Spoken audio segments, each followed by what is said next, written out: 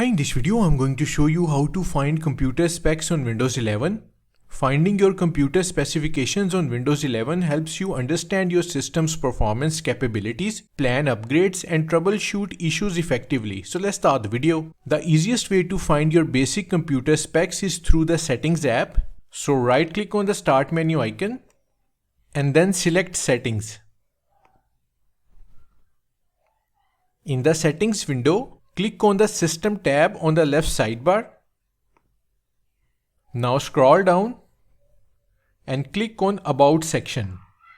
Here you will find your device specifications like your processor, installed RAM and system type.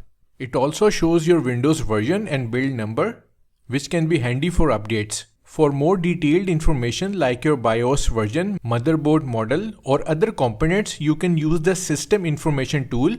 For this, type System Information in the Windows search bar and then click to open it. The System Information window will pop up, giving you a detailed overview of your system. So that's how to check your computer specifications on Windows 11. Thanks for watching.